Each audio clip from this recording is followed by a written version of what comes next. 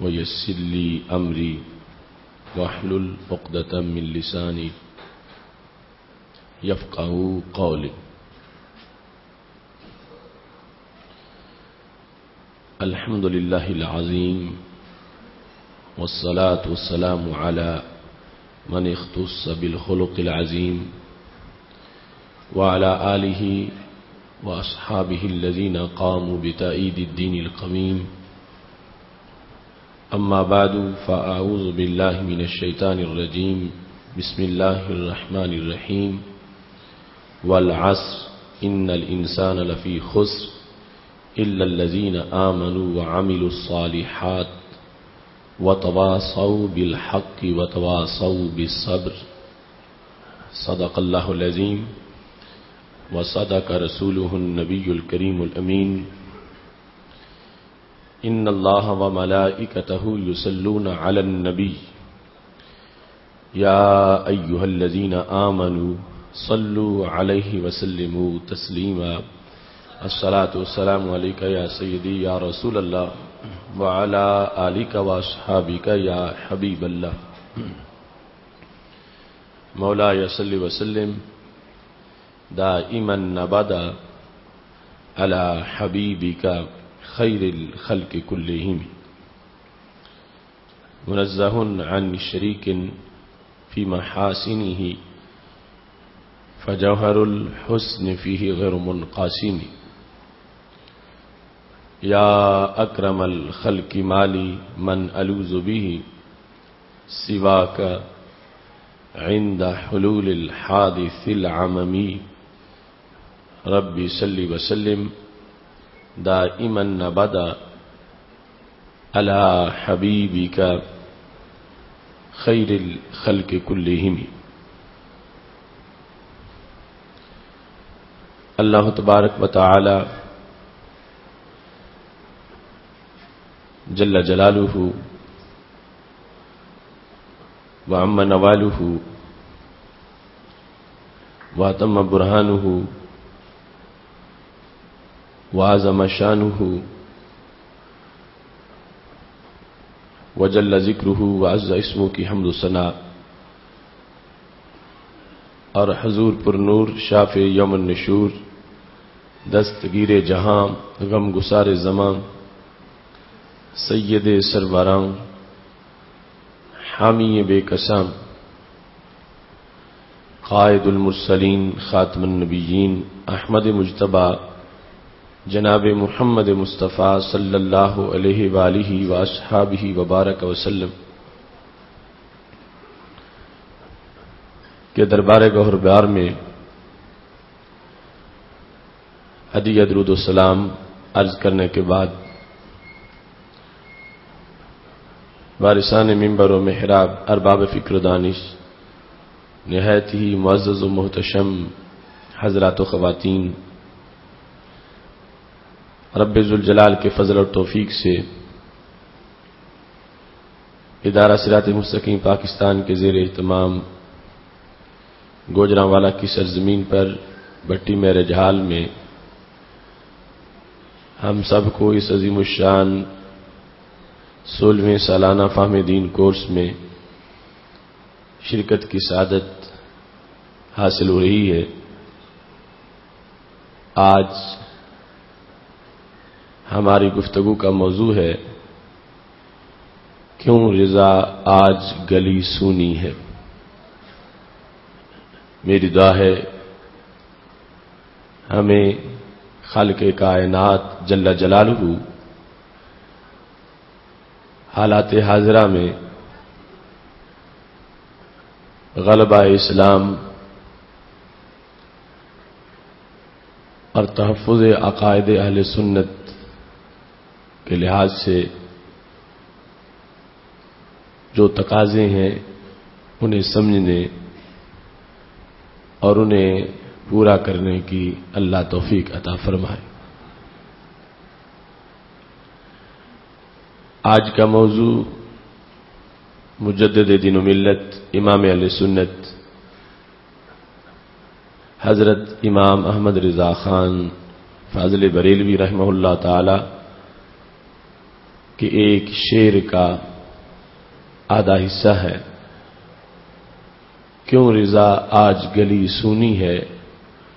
اٹھ میرے دھوم مچانے والے۔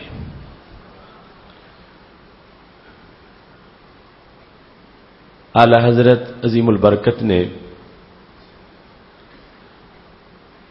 جس سوز اور جس تاثیر کے ساتھ بر صغیر کے مزاج کو بیدار کیا اور ایک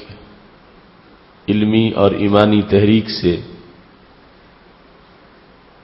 لوگوں کے عقائد کی اور اعمال کی حفاظت کی اور ایک نیا ولولہ ملت میں پیدا کیا، موجودہ صورتحال میں جب ایک طرف بدعقیدگی کے خطرات اور دوسری طرف بدعملی کے رجحانات ہیں، آج ہمارے عظیم امام کی روح کا پھر ہمارے لیے پیغام ہے کہ ہم صرف اپنی اصلاح تک محدود نہ رہیں بلکہ اپنے ماحول کی اصلاح کے لیے بھی جامع کردار ادا کریں۔ خالق کائنات جل جلالہ نے قرآن مجید برہان رشید میں ایک کامیاب انسان اور کامل مومن کی جو علامتیں بیان کی ہیں، رب ذوالجلال فرماتا والعصر ان الانسان لفی خسر، قسم ہے زمانہ نبوت کی، یقیناً ہر انسان خسارے میں ہے، الا مگر وہ خسارے میں نہیں، الا الذین آمنوا وعملوا الصالحات وتواصوا بالحق وتواصوا بالصبر، کہ جس میں 4 صفات موجود ہیں وہ گھاٹے میں نہیں ہے۔ پہلی صفت یہ ہے کہ اس میں ایمان ہو، وہ ایماندار صاحب ایمان ہو، اور دوسرے نمبر پر وہ اعمال صالحہ بجا لانے والا ہو، تیسرے نمبر پر حق کی تاکید کرتا ہو، اور چوتھے نمبر پر صبر کی وصیت کرتا ہو اور صبر کی تلقین کرتا ہو۔ اس سورہ کے اس مضمون کے زیر سایہ اعلی حضرت مجدد دین و ملت اور امت کے مصلحین کی کاوشوں کے خلاصہ کے طور پر آج ملت کے جوانوں اور نسل نو کے لیے جو پیغام ہے وہ ہماری گفتگو کا موضوع ہے، اور سونی گلی میں ویران بستی میں آج کے مسلم نوجوان کو جو رونقیں آباد کرنی چاہیے، وقت جس چیز کا ہم سے تقاضا کرتا ہے اور غریب الوطن اسلام کے جو ہم سے تقاضے ہیں اس کے پیش نظر سونی گلی کو آباد کرنے کا منصوبہ، اس سلسلہ میں سوچنا اور عملی اقدامات کرنا اور اپنی صفوں کا جائزہ لے کر، اپنے معمولات کی تلاشی لے کر، انفرادی اور اجتماعی طور پر ملت اور اہل سنت کی صورتحال کو دیکھ کر مستقبل اور روشن مستقبل کے لیے لائحہ عمل اور منصوبہ بندی، یہ ہماری آج کی گفتگو کے خد و خال ہے۔ اس سلسلہ میں یقیناً ایک سلیم العقل انسان کو اپنے حالات کا بخوبی پتہ ہے، اور ایک بیدار مغز انسان ماحول کے زخم محسوس کرتا ہے، اور ایک سمجھدار انسان کو اندھیروں کی جس قدر حملے ہو رہے ہیں ان کا ادراک یقیناً ہے۔ بات یہ ہے کہ ان اندھیروں کو دور کیسے کیا جا سکے اور خزاؤں کو دیس نکالا دے کر بہاروں کو کیسے آباد کیا جا سکے۔ یقیناً قرآن مجید برہان رشید وہ نسخہ کیمیا ہے کہ جس سے اس وقت نئی زندگی ملت کو میسر آئی اور انسان قعر ذلت سے نکل کر ثریا کی رفتوں پہ پہنچا کہ جب ہر طرف ہولناکیاں تھیں، جہان شرک سے بھرا ہوا تھا، کردار بگڑے ہوئے تھے، اور زمین انسانی بوجھ سے کانپ رہی تھی، اور سید عالم نور مجسم شفیع معظم صلی اللہ علیہ وسلم حرا سے باہر تشریف لائے، اور اس انداز میں قرآن مجید برہان رشید کا پیغام پیش کیا کہ دیکھتے ہی دیکھتے ہر طرف ایمانی بہاروں کا منظر نظر آنے لگا۔ وہ بجلی کا کڑکا تھا یا صوت ہادی، عرب کی زمین جس نے ساری ہلا دی، سید عالم نور مجسم شفیع معظم صلی اللہ علیہ وسلم کا دیا ہوا وہ ساز انقلاب قرآن مجید برہان رشید اور احادیث نبوی کی شکل میں آج بھی ہمارے پاس موجود ہے۔ ہمیں صرف ضرورت اتنی ہے کہ اپنی بیماری کے علاج کے لیے ہمیں جو دوائی گھر میں موجود ہے اس کے استعمال کا عادی بنانا ہے تاکہ بیماری دور ہو سکے۔ اس سلسلہ میں امام سمرقندی نے تنبیہ الغافلین میں سید عالم نور مجسم شفیع معظم صلی اللہ علیہ وسلم کا یہ فرمان نقل کیا جو کہ ہر دور کے مصلحین اس امت میں علماء کرام ہیں، اور نبوت کا ورثہ ان لوگوں کو ملا، اور سید عالم نور مجسم شفیع معظم صلی اللہ علیہ وسلم کی لگائی ہوئی ڈیوٹی کے مطابق ان لوگوں کا کام ہے کہ یہ زمانے کے بگاڑ پر خاموشی اختیار نہ کریں، بدی سے اتحاد نہ کریں، اور شر سے کمپرومائز نہ کریں، بلکہ حق کا پیغام ہر قسم کے حالات کے جبر کے سامنے دیتے رہیں۔ اور جس وقت اپنا فریضہ یہی طبقہ ترک کرے تو پھر یہی سب سے بڑا بگاڑ اور یہاں سے ہی سب سے بڑا شر پھوٹتا ہے۔ تو سید عالم نور مجسم شفیع معظم صلی اللہ علیہ وسلم نے اپنی امت کے علماء کو متوجہ کیا کہ تم نے جو بنی اسرائیل کے انبیاء کرام علیہ السلام کا تبلیغی مشن تھا، میری امت کے اندر تم نے قیامت تک اسے جاری رکھنا ہے، چونکہ کوئی نبی نہیں آ سکتا، تم نے میری نبوت کا فیض تقسیم کرنا ہے، اور پھر لوگوں کو اپنی متاع گرامایا محفوظ رکھنے کے لیے سید عالم نور مجسم شفیع معظم صلی اللہ علیہ وسلم نے ان علماء کرام کی طرف متوجہ کیا اور اس طرح ہر دور کی اصلاح کا ایک اہتمام کیا۔ رسول اللہ صلی اللہ علیہ وسلم ارشاد فرماتے ہیں لا تجلسوا عند کل عالم، ہر عالم کے پاس نہ بیٹھا کرو، الا الذی یدعوکم من الخمس الى الخمس، صرف اس عالم کے پاس تم بیٹھ سکتے ہو جو تمہیں 5 حالتوں سے نکال کر 5 کیفیتیں عطا کرے، 5 چیزوں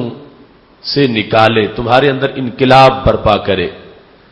اور 5 چیزیں نکال کے تمہیں 5 چیزیں عطا کرے، 5 احوال سے تمہیں بہر نکال لے اور 5 طرح کی کیفیات میں تجھے آباد کرے۔ سید عالم نور مجسم شفیع معظم صلی اللہ علیہ وسلم نے اس کی وضاحت کی من الشک الی الیقین، اس عالم کے پاس بیٹھو تو جو تمہیں شک کے مریض سے نکال کر یقین کی صحت عطا کرے، شک ختم کر دے اور یقین آباد کرے، یعنی وہ تمہارے ایمانی اور اعتقادی جو تمہاری حیثیت ہے اس کا پہرے دار ہو، ایسا عالم کہ جس کے پاس بیٹھ کے بھی تم شک کے مریض رہو۔ تو رسول اللہ صلی اللہ علیہ وسلم نے فرمایا میرے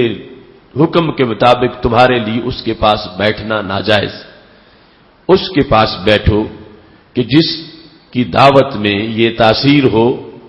کہ وہ حالات میں شک ختم کر کے یقین کو آباد کر رہا ہو، تو شک سے یقین کی طرف جو لے آئے، پہلی یہ خوبی اس میں موجود ہو۔ دوسرے نمبر پر من الکبر الی التواضع، جو تکبر ختم کر کے عاجزی پیدا کرے، تمہاری اس تکبر والی حالت کو جو ہو یا جس کا خدشہ ہو اس سے تمہیں دور کرے اور تمہیں عاجزی کا سبق دے اور تمہیں عاجزی کی دعوت دے، اور تکبر کے خاتمے کے ساتھ عاجزی کی عظمت کو بیان کرتے ہوئے تمہیں حق کا پیغام دے۔ نہد شاخ پر میوہ سرز بر زمین، جو ٹہنی میوے سے بھری ہوئی ہوتی ہے وہ خود بخود جھکی ہوئی ہوتی ہے۔ تو سید عالم نور مجسم شفیع معظم صلی اللہ علیہ وسلم نے فرمایا تیسرے نمبر پر من العداوۃ الی النصیحہ، وہ تمہیں عداوت سے نکال کے نصیحت کا جذبہ تمہارے اندر پیدا کرے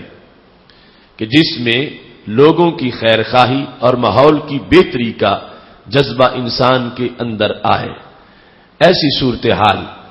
کہ جس کی وجہ سے دوسروں تک حق پہنچانے کا جذبہ ہو اور ماحول میں بدی کے پھیل جانے کی وجہ سے تشویش ہو اور بدی کے خاتمے کے لیے ایک تحریک دل میں پیدا ہو جائے۔ چوتھے نمبر پر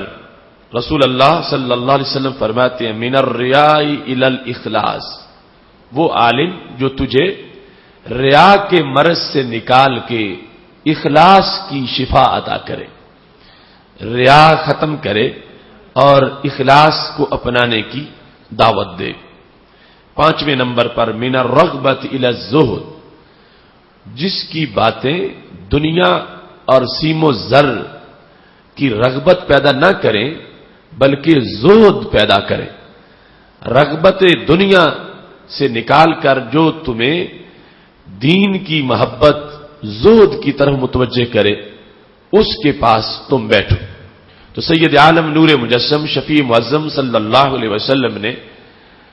لوگوں کو اپنے عہد کے علماء کی طرف متوجہ کیا اور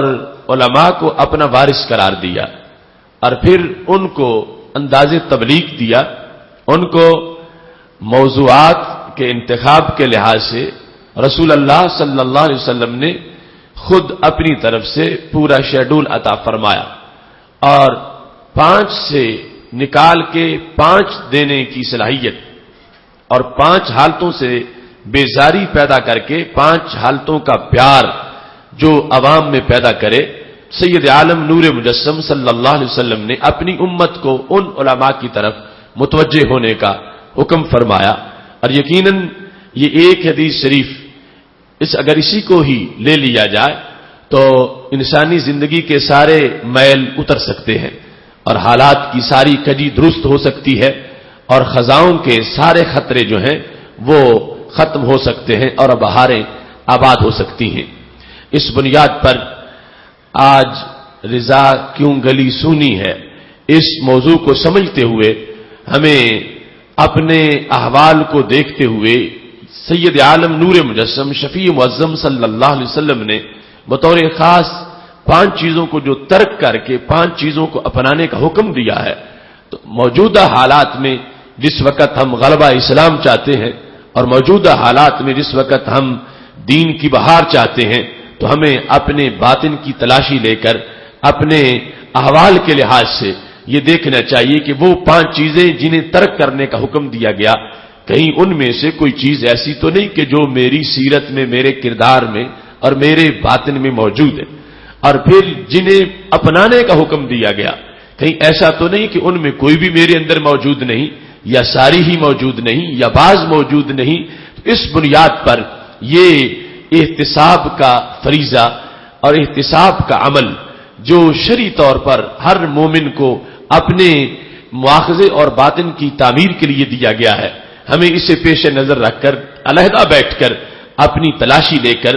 کل کی فکر کرنی چاہیے اور روشن مستقبل کے لیے ہمیں یہ اہتمام کرنا چاہیے. یقیناً جو چاندنی جس کو ہم روشن مستقبل سے تعبیر کرتے ہیں اس کا تعلق سونے کی چمک سے نہیں ہے، اس کا تعلق چاندی کی چمک سے نہیں ہے، اس کا تعلق پیسے کی ریل پیل سے نہیں ہے، اس کا تعلق باطن کے نور سے ہے، اس کا تعلق گنبد خضرا کی ہریالی سے ہے اور اس کا تعلق حرم کے اجالوں سے ہے. اور وہ انہی امور سے پیدا ہو سکتا ہے کہ جس کو سید عالم نور مجسم شفیع معظم صلی اللہ علیہ وسلم نے اپنے حکمت بھرے اسلوب میں خود واضح فرمایا ہے. اس سلسلہ میں اولین کام جس طرح کے آیا کریمہ کے پہلے حصے میں بیان کیا گیا الا الذین آمنوا، ایمان اور اعتقاد کی اچھی صورتحال. جس وقت ایک انسان تھوڑی سی بھی بد اعتقادی یا نام نہاد روشن خیالی کا مریض ہو جاتا ہے تو پھر وہ اوروں کی اصلاح کیا کرے گا، وہ خود ایک بوجھ بن جاتا ہے اور خود اندھیروں کا باعث بن جاتا ہے. مومن کے لیے اور مسلمان کے لیے اور حالات کو سنوارنے کا درد رکھنے والے کے لیے یہ ضروری ہے کہ اپنے عقیدہ و ایمان کی صحت کے ساتھ ساتھ وہ اوروں کے عقیدہ کی درستگی کا بھی اہتمام کرتا رہے. اور اس سلسلہ میں اس کے اندر اتنی اعتقادی افضلیت موجود ہو کہ جس کی بنیاد پر جہاں کہیں بھی وہ ایسی صورتحال دیکھے تو احساس دلانے کے لیے وہ اپنے انداز سے بھی یہ ظاہر کرے کہ فلاں مقام پر اعتقادی جب بگاڑ موجود ہے تو اس کو جھنجھوڑنے کے لیے ایسا اس کا عمل ہونا چاہیے کہ جس طرح حضرت سیدنا عبداللہ بن عمر رضی اللہ تعالی عنہ آپ ایک موقع پر گزر رہے تھے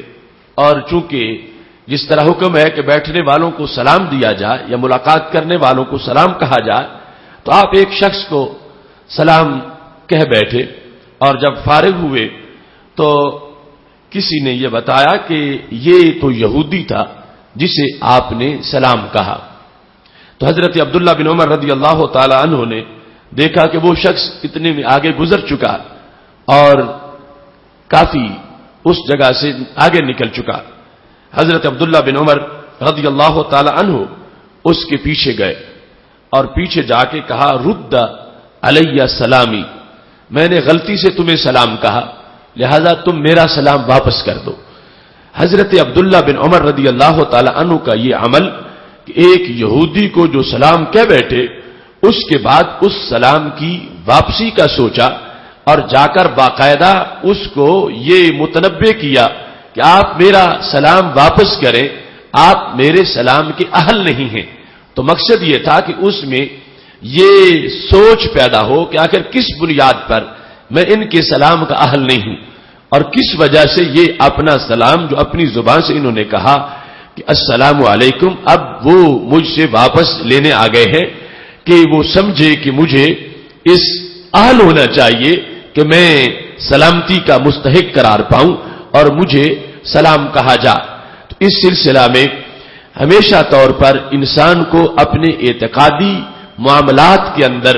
ایسی اس کے اندر پختگی ہونی چاہیے کہ جس کی بنیاد پہ اس کا عقیدہ محفوظ ہونے کے ساتھ ساتھ وہ اپنے عمل سے عقیدے کی بہتر حکمت کے ساتھ تبلیغ بھی کرے، یعنی لوگوں کو متنفر کیے بغیر وہ یہ احساس ضرور پیدا کرے کہ ان میں کوئی کمی ہے جہاں بد عقیدگی ہو کہ جس کی بنیاد پر اسے خوش عقیدگی کی طرف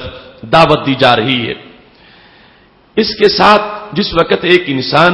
خوش عقیدہ ہے اور ہر قسم کی بد عقیدگی خواہ یہودیت و عیسائیت و مرزیت کے لحاظ سے ہو یا دیگر فتنوں کے لحاظ سے ہو، اس نے اپنے آپ کو محفوظ رکھا ہوا ہے اور اوروں کو اس اچھائی کی دعوت دیتا ہے، اس کو اپنے روزانہ کے معمول کے لحاظ سے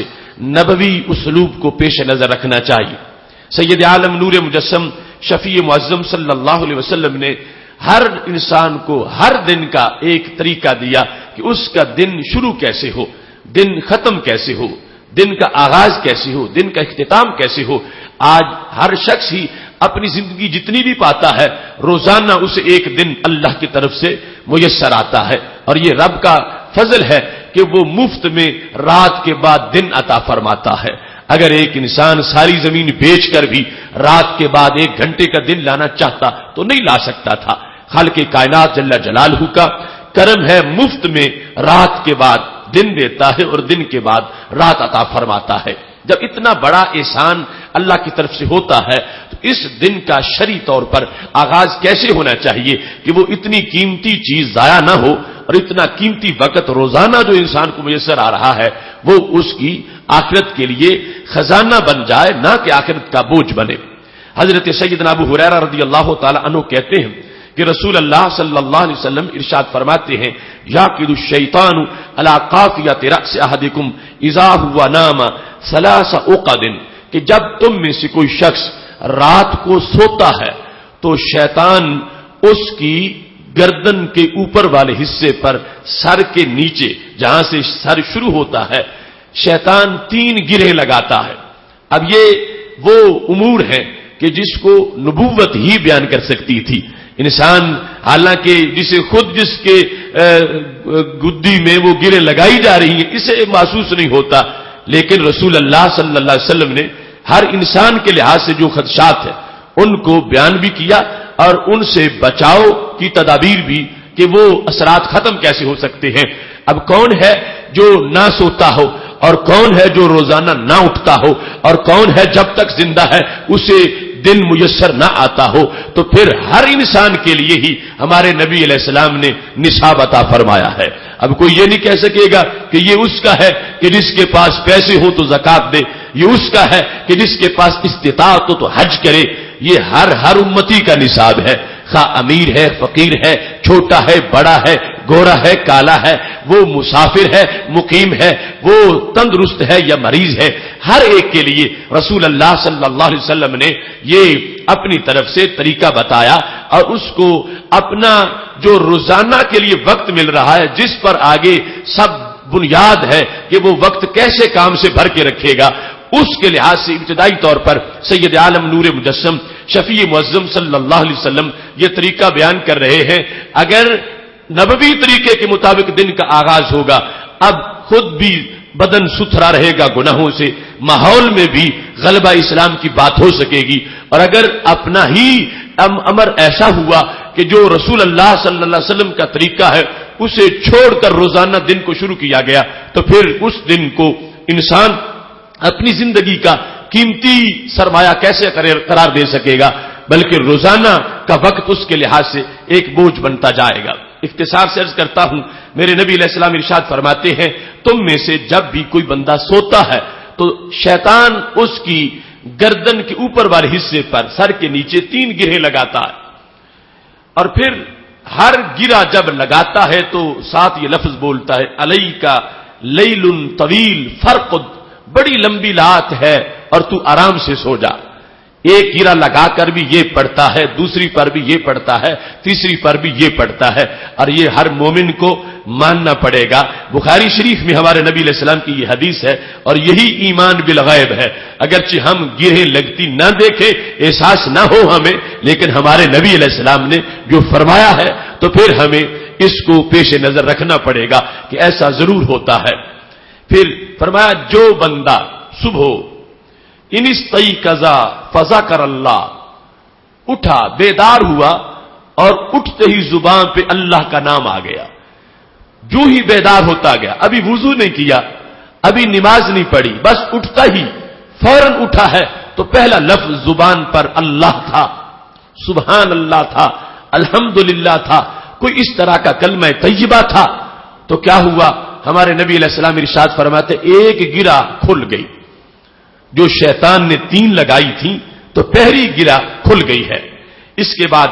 میرے محبوب علیہ السلام ارشاد فرماتے ہیں فَإِن تَوَضَّأَ إِنْ حَلَّتْ عُقْدَةٌ، اٹھ کے اگر وضو کر لے تو دوسری گرہ بھی کھل گئی. وضو کرنے کے ساتھ نمازی ہے، پرہیزگار ہے، عادت ہے وضو کی، پہلی گرہ اٹھتے ہی اللہ کہا تو کھل گئی، دوسری گرہ جس وقت اس نے وضو کیا تو اس کے ساتھ کھل گئی، اور تیسرے نمبر پر اس نے جس وقت نماز پڑھی ان صلی ان حلت عقدہ، نماز پڑھنے سے نماز فجر پڑھی تو تیسری گرہ بھی کھل گئی. اب کیا ہوگا؟ اصبح نشیطا طیب النفس. ہمارے نبی علیہ السلام فرماتے ہیں اب یہ صبح کے وقت خوش مزاج ہوگا، اس پر کسی طرح کی کوئی غفلت نہیں ہوگی، کیونکہ وہ نحوست کی گریں جو شیطان نے لگائی تھی اس نے اپنے عمل سے تینوں اتار دی ہیں. اور یہ رسول اللہ صلی اللہ علیہ وسلم کا کرم ہے کہ وہ گرہ ہم کیا کھینچے تو اتر سکتی تھی، ہمارے پاس کوئی ایسا اسلحہ نہیں تھا اور کوئی ایسا ذریعہ نہیں تھا. یہ شریعت نے واضح کر دیا کہ یہ چھوٹا سا عمل ہے، لیکن وہ گرے جن سے بدن جکڑا رہے گا سارا دن اور انسان نیکی کی طرف آنے سے جھجک محسوس کرے گا، وہ ساری گرہیں جس میں پیک کر کے شیطان نے انسان کو سلا دیا تھا کہ اب پیکنگ ہو گئی ہے، اب یہ اچھی طرح خوش مزاج ہو کر کھلے چہرے کے ساتھ حشاش بشاش ہو کر نیکی کی طرف نہیں جائے گا. تو نبوی جو حکمت ہے اس نے طریقہ بتایا کہ وہ نحوستوں کے جو لحاف ہیں تم کیسے اتار سکو گے. پہلے نمبر پہ اللہ کہا، پھر وضو کر لیا، پھر نماز پڑھ لی. وہ گریں جو شیطان نے بڑی امیدوں سے لگائی تھی کہ اب بندہ اسی ماحول میں جکڑا رہے گا جس نحوست میں نے اس کو سلا دیا ہے، لیکن رسول اللہ صلی اللہ علیہ وسلم کے بتائے ہوئے طریقے کے مطابق جب مومن نے تینوں کام کر لیے اللہ نے تینوں گروہوں سے اس کو آزاد فرما دیا. اب اس کے ساتھ فرمایا وَإِلَّا أَصْبَحَ خَبِيثَ النَّفْسِ كَسْلَانٍ، اگر وہ یہ کام نہیں کرتا تو پھر صبح کے وقت کیسا ہوگا؟ فرمایا خبیث النفس ہوگا. یعنی خبیث النفس کا مطلب یہ ہے کہ وہ طبیعت بوجھل ہو جائے گی اور اس میں کسلت ہوگی، غفلت ہوگی، سستی کا مارا ہوا لگے گا اور سستی اس پر سوار رہے گی اور سستی کی وجہ سے اس کی طبیعت جو ہے وہ پریشان ہوگی اور بوجھل ہوگی. تو یہ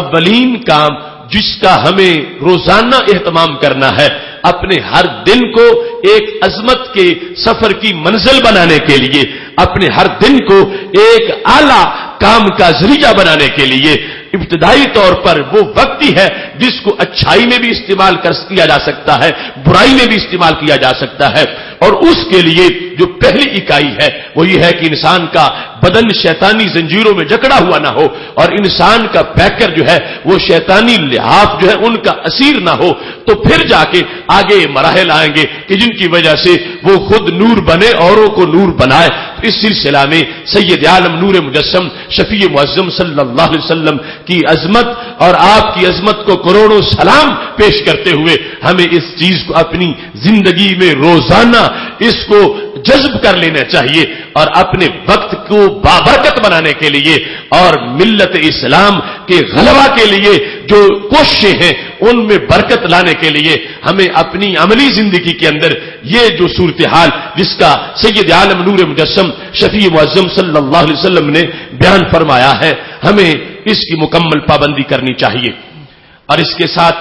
وہ حضرت داؤد علیہ السلام کا خطبہ جس کو ابو نعیم نے حلیہ میں لکھا ہے، آپ فرماتے ہیں یا معاشر الابناء تعالوا حتی اعلمکم خشیۃ اللہ، اے نوجوانوں آؤ میں تمہیں سکھاتا ہوں کہ اللہ سے ڈرا کیسے جاتا ہے، خشیت کیا ہے۔ نوجوانوں کو خطاب کرتے ہوئے انہوں نے یہ کہا تھا، فرمانے لگے ایما عبد منکم احب ان یحیی ویرى الایام الصالحہ، جو بندہ تم میں سے یہ چاہتا ہے کہ وہ زندگی گزارے اور نیکیاں دیکھے اور نیک دن دیکھے، اس کا وقت نیکی میں گزرے اور اس کو ایام صالحہ میسر آئے، تو اس کو حضرت داؤد علیہ السلام فرماتے ہیں میں ایک نسخہ بیان کر دیتا ہوں۔ کیا نسخہ ہے؟ فرمایا فَلْيَحْفَظْ عَيْنَيْهِ، نبوت کی باتیں کتنی حکمت والی ہوتی ہیں، اور جو انسان یہ چاہتا ہے کہ اس کا کوئی دن غمی میں نہ ڈوبے،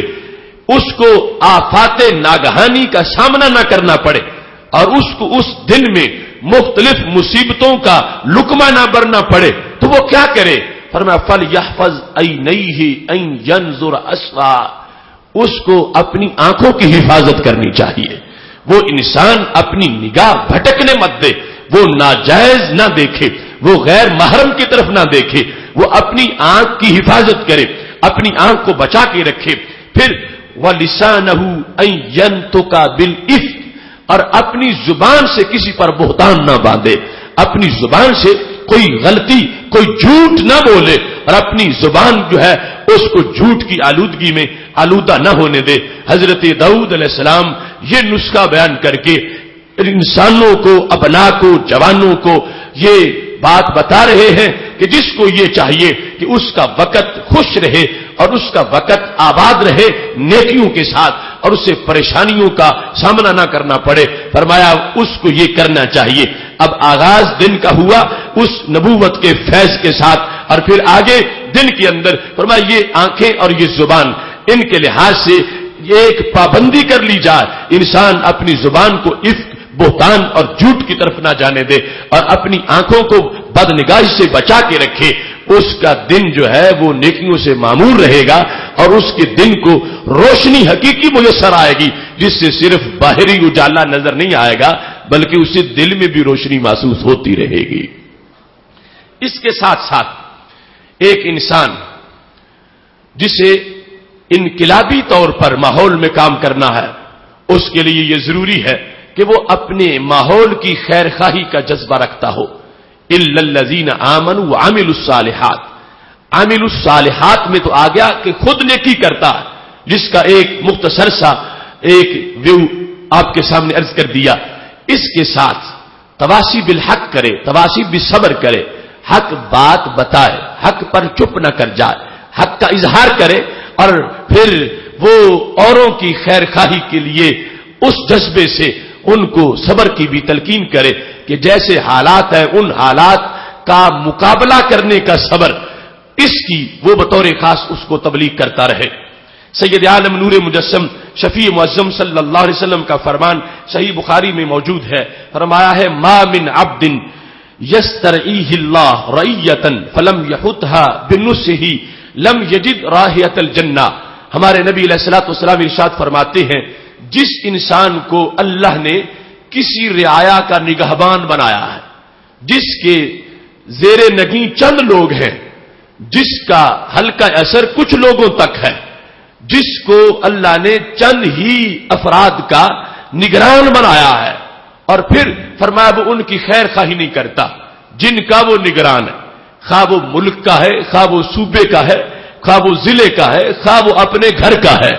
جتنے افراد کا بھی رب نے اس کو نگہبان بنا دیا ہے، جو اس کے زیر سایہ ہیں، جن تک اس کی بات کا اثر جاتا ہے، جو اس کے کنٹرول میں ہے اور جو اس کی زیر کفالت ہے یا زیر حکم ہے۔ فرمایا جس وقت رب ذوالجلال نے اس کو ایسی رعایا دے دی ہے، ایسے لوگ دے دیے ہیں، اس کو کچھ لوگوں کے لیے نگہبان بنا دیا ہے، اور پھر فرمایا یہ ان کی خیر خواہی نہیں کرتا، یہ نہیں سوچتا کہ میں جن کا نگہبان ہوں ان کی خیر کس میں ہے. ملک کا حکمران عوام کی خیر خواہی نہیں سوچتا، اور گھر میں والد اپنے بچوں کی خیر خواہی نہیں سوچتا، خیر خواہی نہیں کرتا. سکول میں استاد، مدرسہ میں مدرس، جو اس کی رعایا ہے اس کے لحاظ سے وہ خیر خواہی نہیں کرتا، تو کیا ہوگا؟ ہمارے نبی علیہ السلام ارشاد فرماتے ہیں لم یجد رائحۃ الجنہ، یہ انسان کتنا ہی پرہیزگار کیوں نہ ہو، جنت تو کیا جنت کی خوشبو بھی نہیں سونگھ سکے گا. اس واسطے کہ اس نے جو خیر خواہی کا جذبہ تھا جو اس کے اندر موجود ہونا چاہیے تھا، جس کی بنیاد پر بدی ختم ہوتی، جس جذبے کی بنیاد پر گھر سے ملک تک ہر طرف غلطی کا خاتمہ ہوتا، بدی کا سر کچلا جاتا، شر کو دیش نکالا دیا جاتا، وہ جذبہ اس میں مفقود ہو گیا. یہ نگہبان بنا،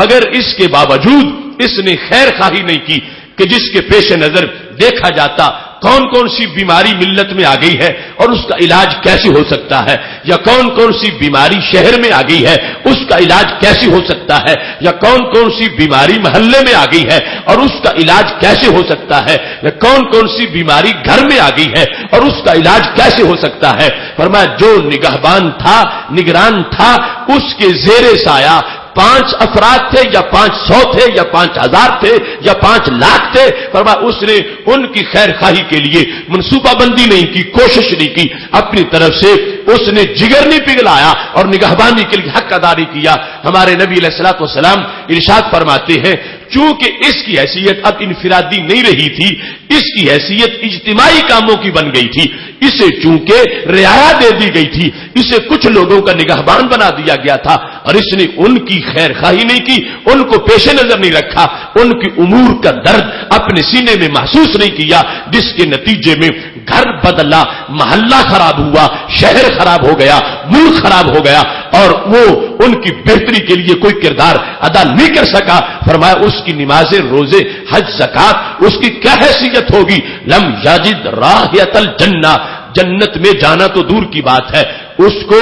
جنت کی خوشبو بھی نہیں آئے گی جو کئی سینکڑوں سال کی مسافت تک آ سکتی ہے. اس شخص کو اس بنیاد پر اس نے سوسائٹی میں رہ کر سوسائٹی کی بہتری کا جو اسے فریضہ سپرد کر دیا گیا تھا اس میں اس نے کوئی توجہ نہیں کی، رب ذوالجلال نے اس پر جنت کو حرام کر دیا اور اسے جنت سے دور قرار دے دیا. اور رسول اللہ صلی اللہ علیہ وسلم نے اس واسطے سے بیان کر دیا کہ میری امت کا ہر وہ فرد کہ جو نگران ہے، نگہبان ہے، کچھ لوگ اس کے زیر اثر ہیں اور کچھ لوگوں تک اس کی بات چلتی ہے، وہ یہ محسوس کرے کہ میں نے اپنے عمل صالح کے ساتھ تواصی بالحق کرنی ہے اور تواصی بالصبر کرنا ہے، تاکہ اس بنیاد پر ہر انسان جب اپنا فرض محسوس کرے گا تو پھر ایسا نہیں ہوگا کہ ملک میں ایک مبلغ ہو یا شہر میں ایک مبلغ ہو، پھر ہر گھر کا ایک مبلغ ہوگا، ہر گھر کا نگہبان وہ اپنے گھر کے مسائل دیکھ کر بہتری کے لیے تڑپے گا. وہ سمجھے گا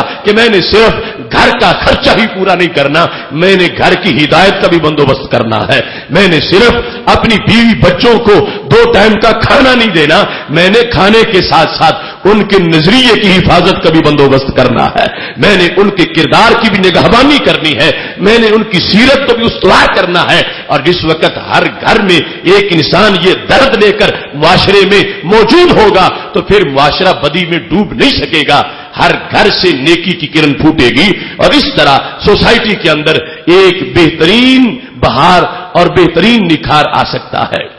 سید عالم نور مجسم شفیع معظم صلی اللہ علیہ وسلم کی ان حکمت بھری باتوں سے، جس سے ہم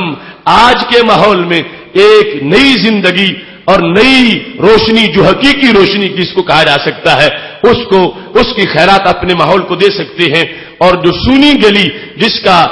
خدشہ تھا اس سونی گلی کو پھر ہم آباد کر سکتے ہیں کہ وہ سونی گلی اس میں چلنے والے حیوان نہ ہو بلکہ چلنے والے ایسے ہوں جن کے کردار پہ فرشتوں کو بھی رشک آ رہا ہو، جن کے تقدس اور تقویٰ پر فرشتوں کو بھی رشک آ رہا ہو. ایسی گلی آباد ہو محلے کی، اور ایسی گلی آباد ہو شہر کی، اور ایسی گلی آباد ہو ملک کی. یہ اسی نغمہ انقلاب سے اس کو آباد کیا جا سکتا ہے جس کا سورج ہرا سے طلوع ہوا اور فاران کی چوٹیوں سے نکلا اور سید عالم نور مجسم شفیع معظم صلی اللہ علیہ وسلم کے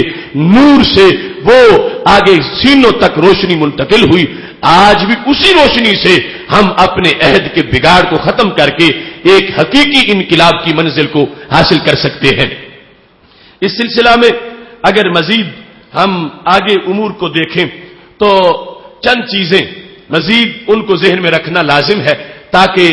انسان کی قیمتی زندگی کا کوئی لمحہ بھی ضائع نہ ہو جائے. چونکہ ہماری زندگیاں ہی تھوڑی تھوڑی ہیں، وہ کئی صدیوں تک کی زندگی اور کئی صدیوں تک کی بندگی. اب وہ ہماری عمروں کے لحاظ سے اس امت کی جو آمار ہے اس کے لحاظ سے ایسا نہیں. عمریں تھوڑی ہیں اور ہمیں ایسے چانسز دیے گئے کہ جن کی وجہ سے ہم صدیوں کی نیکیاں کما سکتے ہیں اور صدیوں کے فاصلے ہم گھنٹوں میں طے کر سکتے ہیں. تو اس بنیاد پر آج کی سونی گلی میں بہار آباد کرنے کے لیے چوتھے نمبر پر ہمیں اپنے اندر حضوری کا پہلو پیدا کرنا چاہیے.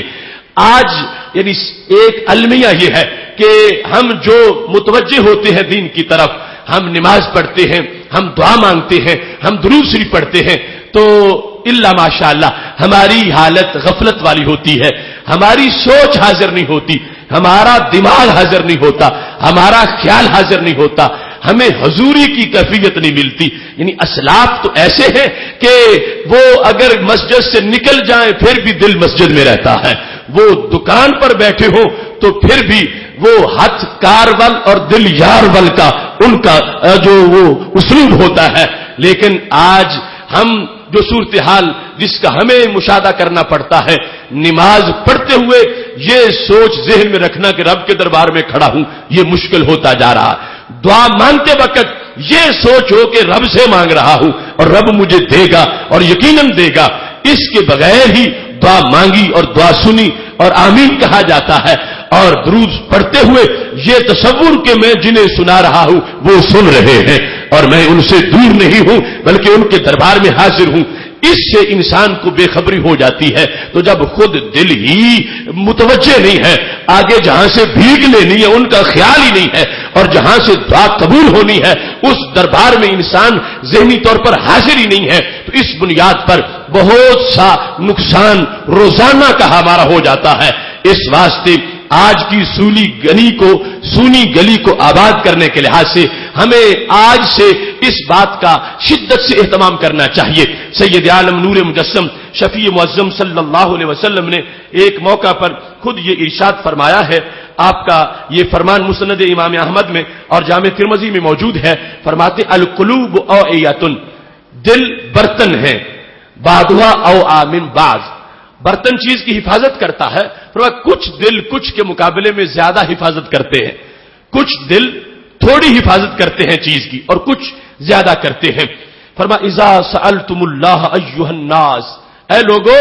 جب رب سے تم مانگتے ہو، رب سے دعا کرتے ہو، فاسألوہ وانتم موقنون بالاجابہ، تو دعا مانگتے وقت اس طرح مانگو کہ تمہیں یقین ہے کہ میری ضرور قبول ہوگی. یقین کی حالت میں دعا مانگو، یقین رکھ کے دعا مانگو. اور پھر میرے نبی علیہ السلام فرماتے ہیں فَإِنَّ اللَّهَ لَا يَسْتَجِيبُ لِعَبْدٍ دَعَوْا عَنْ ظَهْرِ قَلْبٍ غافل. فرمایا جو غافل دل لے کے رب سے دعا کرے اللہ اس کی قبول نہیں کرتا. اللہ اس کی قبول کرتا ہے کہ جو مانگتے وقت جس کا دل غافل نہ ہو، دل متوجہ ہو، دل مطمئن ہو، دل کو یقین ہو. اور یہ یقین تب ہوگا جب پہلے دل حاضر ہوگا کہ میں رب سے مانگ رہا ہوں، رب مجھے دے گا اور یقیناً مجھے عطا کرے گا. اب میرے نبی علیہ الصلوۃ والسلام ارشاد فرماتے ہیں کہ خالق کائنات جل جلالہ اس کی جھولی کو بھر دے گا. تو اجتماعی طور پر، انفرادی طور پر جو اس حضوری کے لحاظ سے آج کے ماحول میں فقدان ہوتا جا رہا ہے، تو ہمیں ان رونقوں کو آباد کرنے کے لیے کہ جس کے لحاظ سے آج امت میں تڑپ پیدا ہوتی جا رہی ہے کہ وہ پرانی رونقیں ملت سے روٹتی جا رہی ہے اور ان میں کمی آتی جا رہی ہے، یہ وہ اصول ہے جس سے ان رونقوں کو آباد کیا جا سکتا ہے کہ سید عالم نور مجسم شفیع معظم صلی اللہ علیہ وسلم نے ہمیں نسخہ دے دیا. نماز میں کھڑے ہو کر الحمدللہ پڑھ رہے ہیں تو ہمارا ذہن کتنا بیدار ہونا چاہیے. جس وقت رسول اللہ صلی اللہ علیہ وسلم کے دربار میں الصلاۃ والسلام علیک یا رسول اللہ کا نذرانہ پیش کر رہے ہیں تو خیال دکان کی طرف ہونا چاہیے یا اس محبوب ایمان کی طرف ہونا چاہیے. یہ حضوری کہ ادھر دماغ متوجہ رہے اور ان مجموعی کیفیات کے اندر بیداری موجود رہے. اس سے اس زمانے میں پھر وہی تقوی اور پرہیزگاری کا رنگ غالب کیا جا سکتا ہے. اس کے ساتھ ساتھ سید عالم نور مجسم شفیع معظم صلی اللہ علیہ وسلم نے جو صحابہ کی تربیت کی اس کو پیش نظر رکھ کے ہمیں آج اپنے انقلابی مقصد کے حصول کے لیے گامزن ہونا چاہیے. آج ہماری زندگی تکلفات کا مرکب بن گئی اور ہمہ جہت تکلفات زندگی میں آنے لگے اور ان تکلفات میں بہت سا ٹائم ویسٹ ہو جاتا ہے اور ان تکلفات کی وجہ سے بہت سا قیمتی وقت ضائع ہو جاتا ہے اور ان تکلفات کی وجہ سے بہت سے جو منزلیں ہیں ان میں اور بندے کے درمیان حجاب بن جاتا ہے. اب دیکھو سیدنا عمر رضی اللہ تعالیٰ عنہ امیر المومنین ہیں, وقت کی حکومتیں ان سے کانپتی ہیں. جس وقت بیت المقدس کا سفر کر رہے ہیں حضرت ابو عبیدہ بن جراح عامری رضی اللہ تعالیٰ عنہ حضرت عمر رضی اللہ تعالیٰ عنہ کے ساتھ ہیں. اب امیر المومنین قدس کہ اس موقع پر بیت المقدس میں یروشلم کے لوگوں سے خطاب کرنے کے لیے جا رہے ہیں. مدینہ شریف سے سفر کر کے جس وقت وہ فلسطین کے حدود کے قریب پہنچے تو حضرت ابو عبیدہ کہتے ہیں آگے ایک جگہ آگے جس میں پانی کھڑا تھا. اب امیر المومنین اپنے ہاتھوں میں انہوں نے اپنے جوتے پکڑ لیے, بلکہ کندھے پہ رکھے اور ہاتھ میں اونٹنی کی نکیل پکڑ لی اور اس پانی کو اس طرح وہ عبور کر رہے تھے. تو حضرت ابو عبیدہ نے حضرت عمر رضی اللہ تعالی عنہ سے یہ کہا ما یسرنی ان اہل البلد استشرفوک, یہ جو تم نے اپنے جوتے ہاتھ میں پکڑے ہیں مجھے یہ اچھا نہیں لگ رہا. یہ لوگ کیا کہیں گے, یہ فلسطین والے, یہ جو امیر المومنین تمہاری انتظار میں بیٹھے ہیں تمہیں اس حالت میں دیکھیں گے تو مجھے اچھا نہیں لگتا کہ آپ کو وہ اس حالت میں دیکھیں. لہذا آپ اپنے جوتے جس طرح پکڑے ہیں ان کو چھوڑ دو. جس وقت حضرت ابو عبیدہ رضی اللہ تعالی عنہ نے یہ بات بیان کی, حالانکہ آج ہمارے ماحول کے لحاظ اس میں یعنی کوئی قباحت تک محسوس نہیں کرے گا, عام انسان اس کے لحاظ سے بھی, اور پھر امیر المومنین کا جو مقام و مرتبہ ہے. اب وہاں حضرت ابو عبیدہ رضی اللہ تعالی عنہ نے جس وقت یہ صورتحال پیش کی تو حضرت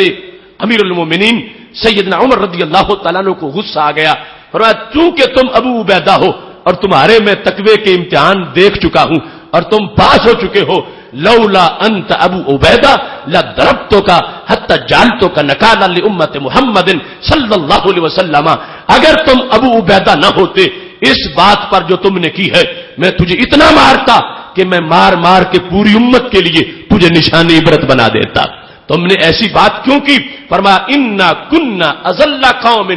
ہم ذلیل لوگ تھے. تمہیں پتہ نہیں ابو عبیدہ, ہم ذلیل لوگ تھے. اعزنا اللہ بالاسلام, اللہ نے اسلام سے ہمیں عزت عطا فرمائی ہے, ہماری کوئی حیثیت نہ تھی.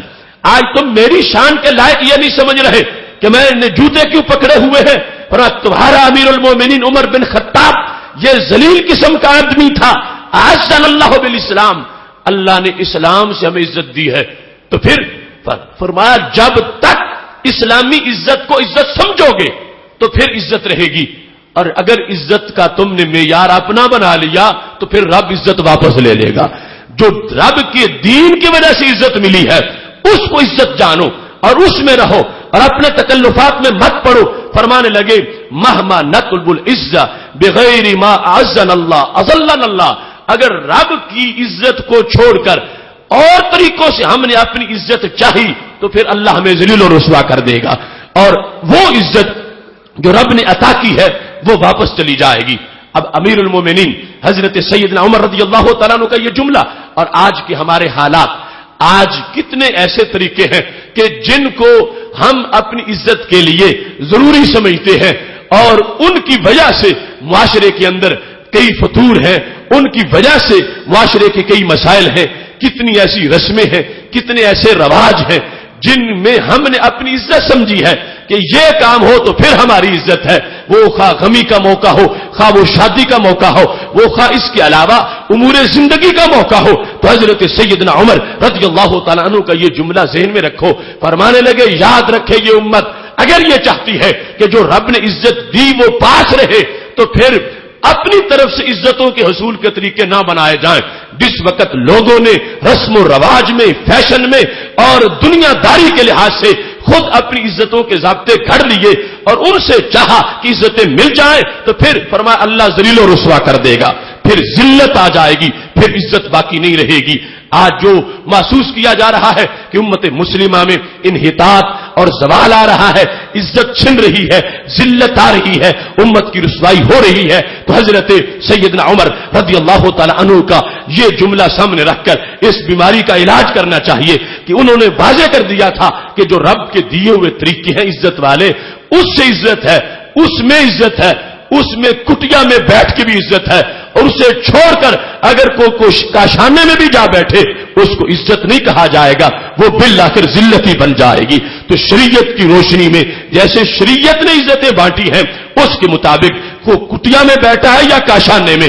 اسے عزت ہے، اور اس کو چھوڑ کر اگر کوئی راہ و رسم میں، فیشن میں، نام نہاد روشن خیالی میں، دنیا کے بنائے ہوئے ضابطوں میں، امریکہ اور بھارت اور یہود اور نصارہ کے دیے ہوئے خیالات میں جو اپنی عزت محسوس کرے گا اس نے اسلامی مزاج نہیں سمجھا۔ خاص ہے ترکیب میں قوم رسول ہاشمی، اوروں کی عزتیں اور طرح کی ہیں، اس امت کی عزت اور طرح کی ہے، اور اس امت کی عزت جو ہے وہ رسم و رواج میں نہیں، اسوہ حسنہ اور نبی علیہ السلام کے نقش قدم میں موجود ہے۔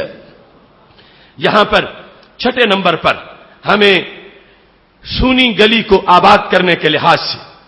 یک گونا بے نیازی کی بھی ضرورت ہے۔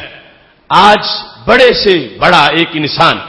اس ایک جملے پر وہ ڈھیر ہو جاتا ہے کہ جب اسے کہا جائے کہ یہ جو تو کر رہا ہے یہ تو قدامت پرستی ہے، یہ تو پرانا دین ہے، اب نیا زمانہ ہے، نیا موسم ہے، نئی روشنی ہے، اور تم وہی پرانے اسلوب میں ہو، وہی پرانا طریقہ ہے تمہارا۔ اور ایک ایک جملے پر یعنی اتنے پارسا لوگ دیکھ لو، شادی بیاہ کا موقع آئے تو سمجھا جاتا ہے کہ شاید بے پردگی شادی کا ایک لازمی جزو ہے۔ آج کی رسمیں، مہندی اور اس طرح کی امور، اس میں اس وقت ایک امت کے ماحول کو دیکھا جائے تو اس پر لوگ جو اپنے معاشرے میں سٹینڈ لیں کہ ہم ایسے کرتوت نہیں ہونے دیں گے، ایسی یہ خرافات ہیں، یہ ناجائز ہیں، تو ان کو کئی جملے سننے پڑتے ہیں، کئی تانے سننے پڑتے ہیں۔ جو عریانی فحاشی سے ماحول کو روک رہا ہو اس کو کئی باتیں سننی پڑتی ہے، اور پھر کئی ایسے بزدل لوگ ہیں جو شکست کھا جاتے ہیں اور اپنے آپ کو سرنگو کر دیتے ہیں۔ لیکن ایسے ماحول میں ہمیں سونی گلی آباد کرنے کا اگر جذبہ لے کے چلنا ہے تو پھر ایک طرح کی بے نیازی کی شان بھی ضمیر میں ہونی چاہیے۔ لا یخافون فی اللہ لومۃ لائم، دنیا جو کہتی رہے انسان اس کی طرف کان نہ رکھے کہ میری تعریف ہو رہی ہے اور کیا میری مذمت ہو رہی ہے، مجھے خراج تحسین پیش کیا جا رہا ہے یا میرے خلاف تنقید ہو رہی ہے۔ ایک مبلغ کو، ایک مصلح کو اور ایک بگاڑ کی اصلاح کرنے والے انسان کو اور ماحول میں نیکی کا پیغام دینے والے جذبے کو اس طرح کی باتوں سے بالکل بے نیاز ہو کر اپنا کام کرنا چاہیے۔ اگر وہ سوچنے لگ گیا کہ میں نے فلاں بات کی تو اس پر تو یہ رد عمل ظاہر ہوا، اتنے لوگ میرے خلاف ہو گئے، اتنی جگہ سے میری خلاف باتیں شروع ہو گئی، پھر کہ میں نے جو دوسرا پیغام دیا اس کی وجہ سے اتنی مخالفت ہو گئی۔ ہاں یہ ہے کہ پیغام سچا ہو، پیغام میں کوئی ملاوٹ نہ ہو، پیغام میں کوئی انانیت نہ ہو اور پیغام میں کوئی ریاکاری نہ ہو، پیغام لوح محفوظ کا سندیشہ ہو، پیغام سنت نبوی کی بات ہو اور پیغام نبی علیہ الصلوۃ والسلام کے دین کا شعبہ ہو۔ اس کو دیتے وقت اس کو اس طرح بے نیاز انداز میں آگے گزر جانا چاہیے کہ خواہ لوگ پھول برسائیں پھر بھی شکر ہے، خواہ پتھر مارے پھر بھی صبر ہے۔ اس کو یہ انداز لے کر اپنا انقلابی آگے چلنا چاہیے کہ جس کی وجہ سے لوگوں کی باتوں کا اس کے اعصاب پر کوئی اثر نہ ہو اور اپنے وہ مضبوط اعصاب کے ساتھ آگے بڑھتا جائے اور اپنا پیغام دیتا جائے، اپنی بات جو شریعت مطہرہ کا پیغام ہے اس میں کوئی کمی نہ آنے دے، اللہ تبارک و تعالی اس انسان کو اس کی اذان پر ایک نے نماز پڑھی پھر بھی ثواب دے گا، 1,00,000 نے پڑھی پھر بھی ثواب دے گا۔ اس کو بے نیازی کے انداز میں اپنا فریضہ سر انجام دینا چاہیے۔ اس سلسلہ میں جس وقت حضرت موسیٰ علیہ السلام نے ایک دن رب سے کہا، المنن الکبریٰ میں امام شارانی لکھتے ہیں، کہنے لگے اے میرے اللہ میں تیرا کلیم ہوں اور میں تیرے دین کی باتیں کرتا ہوں، لوگ میری بڑی مخالفت کرتے ہیں، یا رب احبس انی السنۃ عبادک، تو رب ہے، تیری قدرت میں سب کچھ ہے، یہ لوگوں کی زبانیں جو میرے خلاف کھلتی ہیں ان کو بند کر دے، کوئی میرے خلاف نہ بول سکے، کوئی میرے اوپر تنقید نہ کر سکے، احبس انی السنۃ عبادک، اپنے بندوں کی زبانیں میرے بارے میں بند کر دے، میرے خلاف کوئی زبان نہ کھلے۔ جب اللہ کے کلیم نے رب سے یہ اپنی درخواست کی کہ تو میرا رب ہے، تو سب کچھ کر سکتا ہے، تو میں تیرا کلیم ہوں اور تیرے نام پر ہی میری مخالفت ہو رہی ہے، تو ان لوگوں کی زبانیں جو فرعون کے حواری ہیں اور میرے خلاف بولتے ہیں، تو ان کی زبانیں میرے خلاف بند کر دے، وہ میرے خلاف سوچ ہی نہ سکے، ان کی زبانوں سے میرے خلاف کوئی لفظ نہ نکلے۔ جس وقت حضرت موسیٰ علیہ السلام نے یہ کہا، کیا جواب ہے میرے رب کا؟ فرمایا ھذا شیء ما جعلتہ لنفسی، اے میرے کلیم یہ کام میں نے اپنے لیے بھی نہیں کیا، میرے خلاف بھی لوگ بھونک لیتے ہیں، میرے خلاف بھی بولتے ہیں، میرے خلاف بھی باتیں کرتے ہیں، کلیم جب میں اپنے لیے نہیں پسند کرتا تو تیرے لیے کیسے پسند کروں گا؟ میں نے اپنے دشمنوں کی بھی زبانیں بند نہیں کی، میں نے اپنے خلاف بولنے والوں کی زبانیں بھی نہیں کھینچی، میں نے ان کو بھی گم نہیں کیا اور ان کی زبانوں کو بھی بند نہیں کیا۔ تو میرا کلیم ہے تو تجھے میری ذات کی طرف دیکھنا چاہیے، جب میں رب ہو کر ان کی باتوں کو برداشت کر رہا ہوں تو تمہیں کلیم ہو کر یہ باتیں برداشت کرنی چاہیے۔ اب اس سے پتا چلتا ہے کہ ماحول میں نیکی کا پیغام دینا بڑے حوصلے کے ساتھ جس طرح وضاحت کروا دی ہے حضرت موسیٰ علیہ السلام نے، وہ بندہ جو 2 باتوں 4 باتوں 5 باتوں سے وہ ڈسکرج ہو کر بیٹھ جائے، اس نے وہ انداز جو الوہی نظام کے خاطر تبلیغ کا دیا گیا اس کے لحاظ سے ابھی اس میں کمی ہے، اسے سوچنا چاہیے کہ حق کی خاطر کتنے تپش کو محسوس کرنا پڑتا ہے اور حق کی خاطر کتنے انگاروں کو سینے سے لگانا پڑتا ہے اور حق کی خاطر کتنے کانٹوں کی زبانیں اپنے قدموں کے چھالوں سے سیراب کرنی پڑتی ہیں، اور پھر جا کر وہ باتیں ماحول کی پتھریلی زمینوں میں عقیدوں اور اعمال کی تخم ریزیاں کرتی ہیں۔ اس بنیاد پر سونی گلی کو آباد کرنے کے لحاظ سے آج جس کاروان کی ہم بات کر رہے ہیں اور جس انقلاب کی نوید کے لیے ہم سوچنے بیٹھے ہیں، ہر شخص جو اس راستے کا راہی ہے اسے اپنے اندر اتنی جرأت پیدا کرنی چاہیے، اتنا جذبہ پیدا کرنا چاہیے، اتنا حوصلہ پیدا کرنا چاہیے کہ یہ راستہ یقیناً کانٹوں سے بھرا ہوا ہے، یہ بچھے پھولوں کی سیج نہیں ہے، اور اس میں اسی جذبہ سے چلنا چاہیے جس جذبہ پر چل کر طائف کے بازار میں ہمارے آقا صلی اللہ علیہ وسلم نے ہمیں دکھایا ہے، جس جذبہ کے ساتھ بدر و حنین کی طرف بڑھے ہیں، اس جذبہ کے پیش نظر سنت کے اعلاء اور دین کے غلبہ کے لیے ہمیں نکلنا ہے، اور تب جا کر اس کائنات کی سونی گلی کے اندر نئے سرے سے بہار آ سکتی ہے، نیا انقلاب آ سکتا ہے، اسی دین کا انقلاب جس کو سید عالم نور مجسم شفیع معظم صلی اللہ علیہ وسلم نے اپنے روشن انداز میں بیان کیا ہے۔ اس کے ساتھ ساتھ ایک جان گدازی کا جذبہ بھی ہر سینے میں موجود ہونا چاہیے، یہ نہیں کہ کانٹا چبھے انسان ہائے ہائے کرتا بیٹھ جائے، سوئی لگے تو رستے کو چھوڑ دے۔ دیکھو جب مسیلمہ کذاب کے سامنے حضرت حبیب بن زید رضی اللہ تعالیٰ عنہ کو پیش کیا گیا، وہ جھوٹا نبوت کا دعوے دار، اس کے سامنے جب حضرت زید کو پیش کیا گیا، حبیب بن زید جن کی امی حضرت ام عمارہ کا تذکرہ خواتین کے موضوع میں گزر چکا ہے، جس وقت حضرت حبیب کو پیش کیا گیا تو مسلمہ نے پوچھا اتشہد ان محمد رسول اللہ، کیا تم گواہی دیتے ہو کہ حضرت محمد صلی اللہ علیہ وسلم اللہ کے رسول ہیں؟ تو حضرت حبیب نے کہا ہاں میں گواہی دیتا ہوں کہ آپ اللہ کے رسول ہیں، حضرت محمد مصطفیٰ صلی اللہ علیہ وسلم اللہ کے رسول ہیں۔ اب مسلمہ کہنے لگا اتشہد انی رسول اللہ، کیا یہ گواہی دیتے ہو کہ میں اللہ کا رسول ہوں؟ تو حضرت حبیب نے کہا لا میں نہیں گواہی دیتا کہ تم اللہ کے رسول ہو۔ اب وہ اپنے پورے لاؤ لشکر کے ساتھ، یعنی جس کی فوج جو یمامہ میں تھی وہ 40,000 تھی، یعنی اتنا بڑا دہشت گرد اپنی دہشت گردی کی بنیاد پر اپنی نبوت کا لوہا منوانا چاہتا ہے، جھوٹی نبوت منوانا چاہتا ہے، اور سچے نبی کا سچا غلام اس کے سامنے موجود ہے۔ جب اس نے کہا تم گواہی دیتے ہو کہ حضرت محمد صلی اللہ علیہ وسلم اللہ کے رسول ہیں، حضرت حبیب نے کہا نعم اشہد، میں گواہی دیتا ہوں وہ اللہ کے رسول ہیں۔ تو کہتا ہے تشہد انی رسول اللہ، کیا دیتے ہو گواہی میں بھی اللہ کا رسول ہوں؟ آپ نے فرمایا لا اشہد، میں گواہی نہیں دیتا۔ اس نے جلاد کو کہا اس حبیب کا ایک بازو کاٹو، ایک بازو کاٹا گیا۔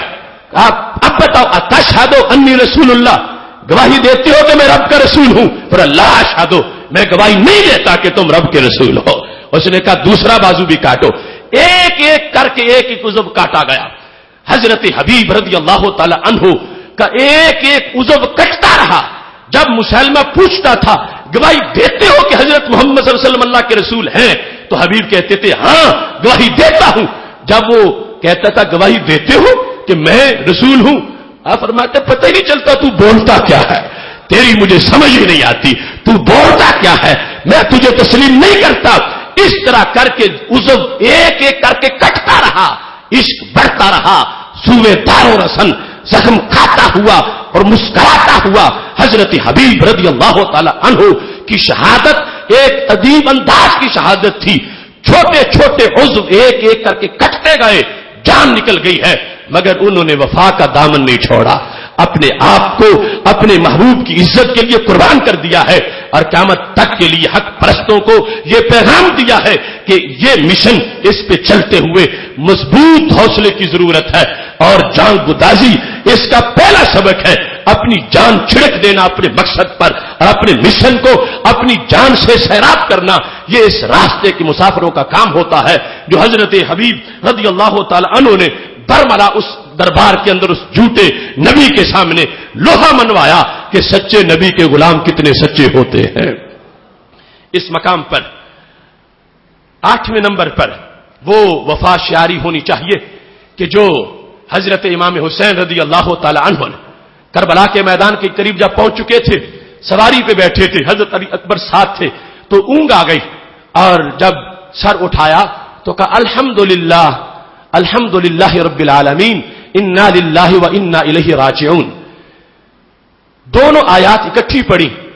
تو عظیم بیٹے نے پوچھا ابا جی جویل تو فدا کا، میں آپ پہ قربان ہو جاؤں،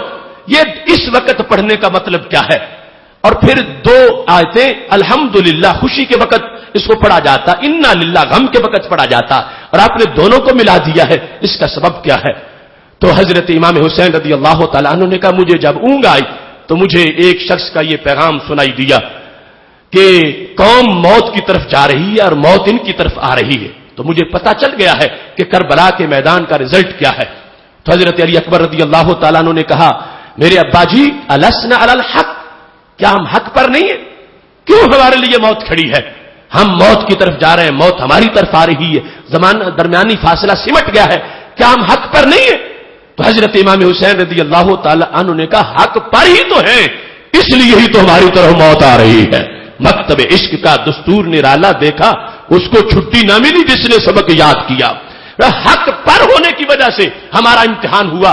حق پر ہونے کی وجہ سے ہم اس کلاس کے اسٹوڈنٹ بنے، حق پر ہونے کی وجہ سے اصل سے ہی کربلا کا کمرہ ہمارے لیے منتخب کیا گیا تھا۔ اس وقت اس کلاس کے اسٹوڈنٹ ہمارے سوا کوئی نہیں ہے، اللہ نے ہمیں چنا ہے، اور تجھے وہ شاخ سے توڑے زہے نصیب تیرے کہ تڑپتے رہ گئے گلزار میں رقیب تیرے، ہر پھول وہاں قبول نہیں ہوتا۔ ہمارے حق پر ہونے کی وجہ سے اور ہماری بڑی استعداد کی وجہ سے، ہماری بڑی قابلیت کی وجہ سے یہ ہمارا امتحان ہو رہا ہے۔ پرائمری والے پی ایچ ڈی کا امتحان نہیں دیتے میرے بیٹے، یہ ہماری عظمت ہے جس کے پیش نظر ہمارا یہ امتحان ہو رہا ہے۔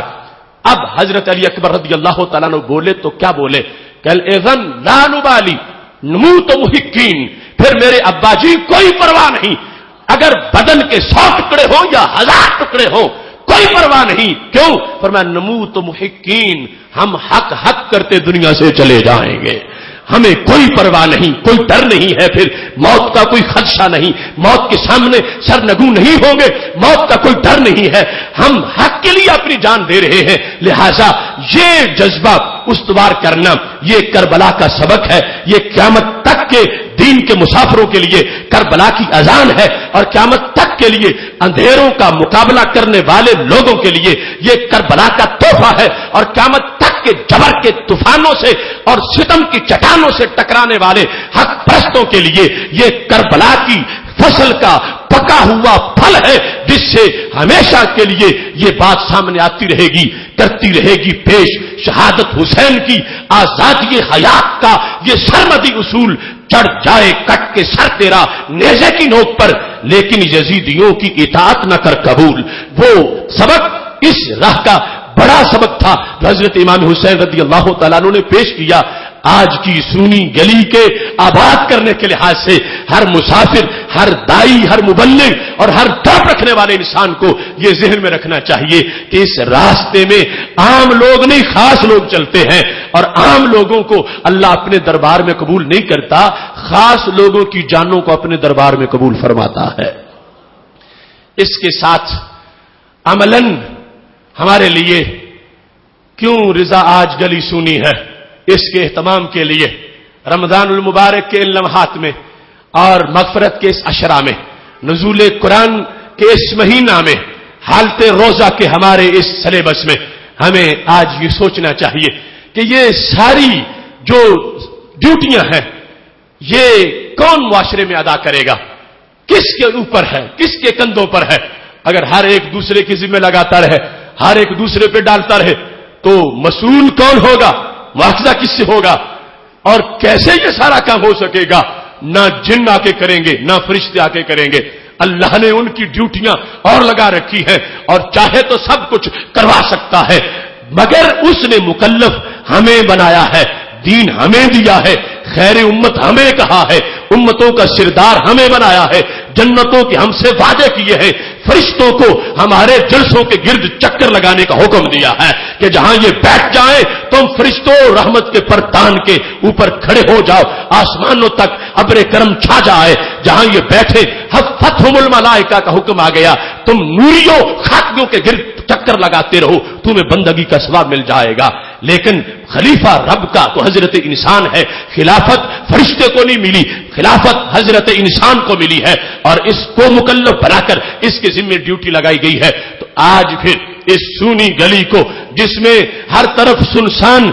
خطرات جو ہیں وہ جنم لے رہے ہیں، اس کو اسلام کی اس گلی کو آباد کرنے کے لیے جو اساسی کام ہے، ابتدائی اور کلیدی کام ہے، اور جس کے بغیر گزارا نہیں ہو سکتا، وہ ہے علم دین کی ضرورت اور علم دین کی اہمیت، اور علم دین کے لیے منصوبہ بندی اور قرآن و سنت کے علم کے لیے نسل تیار کرنا اور ذہن سازی۔ یہ ہے جس سے کل کی رات میں اجالے ہوں گے، یہ ہے جس سے خزاؤں کو بہاروں میں بدلا جا سکے گا، یہ ہے وہ دینی علم جس کی وجہ سے بنجر زمینیں پھر ابر کرم سے سیراب ہو جائیں گی۔ اگر آج تم اجتماعی طور پر ہر گھر میں اپنے بچوں کے پاس بیٹھ کر یہ مشورے کرتے رہو گے، ایک انجینئر ہوگا، ایک ڈاکٹر ہوگا، ایک تاجر ہوگا، تو دین والا کون ہوگا؟ دین کا خیمہ کون آباد کرے گا؟ دین کے کاشانے میں بیٹھ کر کل فتویٰ کون دے گا؟ دین کی مسجد کا کل مفتی کون ہوگا؟ دین کا حلال و حرام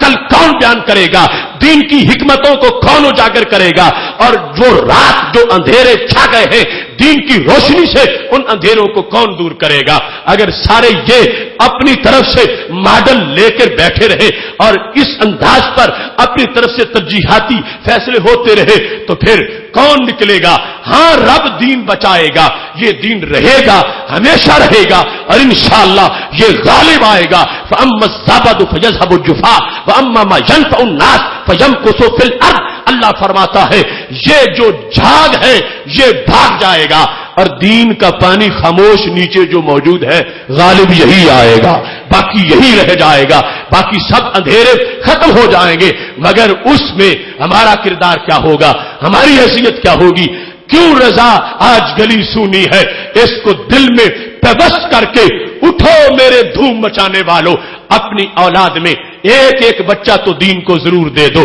وہ صرف برائے نام نہیں، ویسے عمل کے لحاظ سے تو ہر مسلمان مکلف ہے نماز، روزے، حج، زکات کا، مگر 70 مربع میل کے اندر اگر ایک بچہ مکمل عالم دین نہ بنا جس کو اصول فروع پر پوری مہارت حاصل ہو، تو ہر شخص جو 70 مربع میل میں رہتا ہے وہ فرض کے ترک کا مجرم بن جائے گا. قیامت کے دن اس کو اتنا گناہ ہوگا جتنا نماز کے چھوڑنے پر گناہ ہوتا ہے. اور اگر متبہر عالم دین تیار ہوتے ہیں تو پھر سب کا فریضہ ادا ہوگا. آج یہ سوچ بڑی مدم ہو گئی ہے اور یہ جذبہ مان پڑ گیا ہے کہ میرا بیٹا فقیہ بن جائے، میرا بیٹا محدث بن جائے، میرا بیٹا مفسر بن جائے، میرا بیٹا زمانے کے حلال و حرام کے فیصلے کرنے کے اہل ہو جائے، اور میرا بیٹا معاشرے میں بگاڑ کو دور کرنے کا بہت بڑا مصلح بن جائے. آج جو شکوہ کرتا ہے کہ اندھیرے بڑھ گئے ہیں، وہ سوچے تو صحیح اس نے اندھیرے مٹانے کا کام کتنا کیا ہے،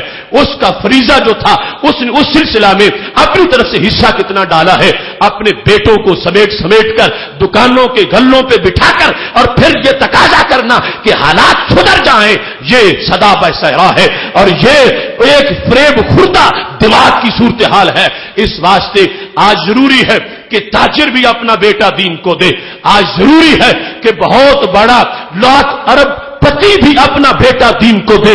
آج ضروری ہے ہر انسان یہ جذبہ اور پکا عہد کر لے رمضان کی گھڑیوں میں کہ میں بھی قوم کو ایک محدث دوں گا، میں بھی قوم کو ایک مفسر دوں گا، میں بھی قوم کو ایک فقیہ دوں گا، میں بھی قوم کو ایک ایسا بیٹا دوں گا جو کہ کل مصلح بنے گا، جو اصلاح کی بات کرے گا، جو نبوت کا وارث ہوگا، جو نغمہ جبریل اپنی زبان سے ادا کرے گا، جو حکمت نبوی کا ترجمان بن جائے گا، جو نبوت کے خزانے کی چابی ہوگا، جو وقت میں غوث پاک اور داتا صاحب کی بولی بول کر زمانے کے بگاڑ کو درست کرے گا. یہ جذبہ آج سونی گلی کو آباد کرنے کے لحاظ سے فکر رضا کے زیر سایہ ہمارے اندر آباد ہونا چاہیے. اس سلسلہ میں کام ہونا چاہیے. آج بہت بڑا نقصان اہل سنت و جماعت اپنی نسلوں میں کر چکے ہیں اور اتنے اندھیرے بڑھ گئے ہیں کہ آج سے ہی کوشش کریں تو شاید پھر ہم ان اندھیروں کا مقابلہ کر سکیں. آج شہروں کے شہر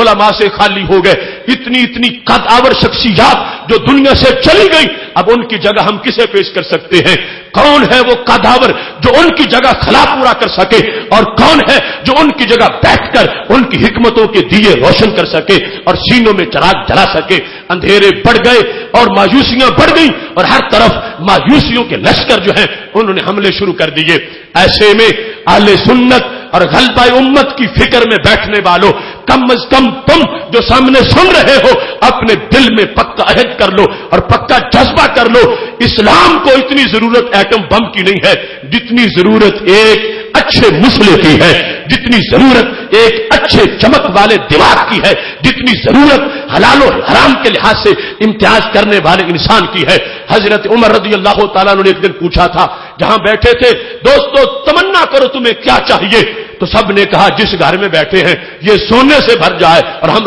رب کے راستے میں خرچہ صدقہ کر دیں، یہ تمنا ہے. فرمایا میں یہ تمنا نہیں کرتا. پوچھا آپ کیا تمنا کرتے ہیں؟ فرمایا لیکن اتمنى رجالا مثل ابی عبیدہ و حذیفہ بن یمان. فرمایا مجھے سونے کا گھر نہیں چاہیے، مجھے حذیفہ بن یمان جیسا عالم دین چاہیے. مجھے سونے کا گھر نہیں چاہیے، مجھے ابو عبیدہ جیسا ولی چاہیے کہ جن کو میں علاقہ فتح کر کے وہاں گورنر بنا دوں تو اسلام کی شاخیں نکل سکے، اسلام وہاں پر آباد ہو سکے. اس واسطے آج اس ماحول میں ہمیں پکا ذہن بنانا چاہیے اور پھر منصوبہ بندی سے اپنے بچوں کو اس جگہ بھیجو کہ جہاں امانت میں خیانت نہ ہو، جہاں اس ہیرے کو تراشا جائے اور باقی نکلے تو آفتاب بن چکا ہو، جس کی تجلی، جس کی روشنی ہر جگہ پہنچ رہی ہو. آج یہ بھی المیہ ہے، بڑے بڑے شائننگ سٹار، بڑی بڑی ثاقب اور درخشاں صلاحیتوں والے بچے ہمارے وہ بس آغاز میں رہ گئے. کچھ حفظ سے پہلے ہی گم ہو گئے، کچھ حفظ کر کے گم ہو گئے. کسی کو نعت خوانی کے ذریعے سے علم سے روک دیا گیا، اس نے بس کیسٹ سنی، طرز پکائی اور پھر اس میں لگ گیا. اور وہ نعت شریف جو اس ذریعے کا، اس مرحلے کا ایک وسیلہ ہے کہ روزانہ پڑھو ذہن چمک جائے اور پھر اس میں دین بھرتے چلے جاؤ. اور پھر اتنا پڑھو راضی بنو غزالی بنو اور آگے جا کر یہ صلاحیت پیدا ہو کہ دین کے امور اور اسرار کو واضح کیا جا سکے. نعت خوانی کتنا بڑا منصب ہے اس کا انکار نہیں، مگر ایک نعت خان آج بچہ وہ 15 سال کا ہے، ابھی پڑھنے کا وقت تھا اس نے چھوڑ دیا. وہ سمجھتا ہے کہ قوم جو ہے اس کے نزدیک اٹریکشن اس چیز کی ہے، لہذا جس نے دنیا کو پیش نظر رکھ کر اب اس طرح کا رخ کر لیا، کل جب وقت آئے گا یہ بچہ 80 سال کا ہوگا، زمانہ پوچھے گا بتاؤ کیا فرماتے علماء دین اس مسئلہ کے بارے میں کہ یہ صورتحال جو پیدا ہو گئی حلال ہے یا حرام ہے. تو اس نے نعت کے شعر تو پکائے تھے، قرآن و سنت میں غوطہ نہیں لگایا تھا، تو یہ کیا بتائے گا؟ حلال کو حلال کہہ سکے گا، حرام کو حرام کہہ سکے گا؟ اور اگر کہہ سکے گا تو کیا باقی حلال کو ہی حلال کہے گا یا حرام کو حلال کہہ دے گا یا حلال کو حرام کہہ دے گا؟ کیونکہ وقت تو آئے گا جب زمانہ پوچھے گا اب تم اس سیٹ پر جہاں کبھی علماء ہوتے تھے، اب تمہاری ڈیوٹی ہے فتوا دو، بتاؤ ہمیں ہم نے کیا کرنا ہے. آج کے 1 صدی بعد، آج کے 80 سال بعد، آج کے 60 سال بعد جب پوچھا جا رہا ہوگا، پھر ڈھونڈتے پھرو گے چراغ رخ زیبا لے کر کہ کوئی مل جائے جسے قرآنی علوم میں مہارت ہو، کوئی مل جائے جو حدیث نبوی کا ماہر ہو، کوئی مل جائے جس کو قرآن و سنت کی فقاہت کا منصب حاصل ہے. تو ایسے لوگ اینٹوں کے نیچے سے نہیں نکلتے، ایسے لوگ ڈائریکٹ آسمانوں سے اترے ایسا نہیں ہوتا. ایسی انسانی فصلیں یوں ہی تیار ہوتی ہیں کہ ان پر وقت لگتا ہے، زمانہ گزرتا ہے، پھر جا کے ایسی صلاحیتیں بنتی ہیں. 20-20 25-25 30-30 سال لگتے ہیں، تب جا کے ہنر آتا ہے، تب جا کے خبر آتی ہے اور تب جا کے پتا چلتا ہے. اس واسطے آج سونی گلی کو آباد کرنے کے لحاظ سے ہمیں یہ جو میں نے مختصر سا خاکہ آپ کے سامنے پیش کیا ہے، اس کو بالعموم اور تعلیم دین کے لحاظ سے اپنا حصہ اپنے جگر پاروں کے لحاظ سے شامل کرنے کے لحاظ سے بالخصوص ہمیں سوچنا چاہیے، تاکہ ہم کل کی صبح 9 کی روشنی کا بندوبست کر سکیں اور کل کی صبح 9 میں اجالا ہمارے کلیجے کے ساتھ ہو. کل کی صبح 9 میں جب حلال احکام اور حرمت کے لحاظ سے بیان ہو رہا ہو، اس وقت ہمارے جگر پارے جو ہیں ان کی صلاحیتوں سے نور نگر بنا ہوا ہو اور صبح کی نور کی طرح ان کے علم کی روشنی پھوٹ رہی ہو اور پہنچ رہی ہو. میری دعا ہے رب ذوالجلال ہم سب کو اس پر عمل کرنے کی توفیق عطا فرمائے. وآخر دعوانا ان الحمد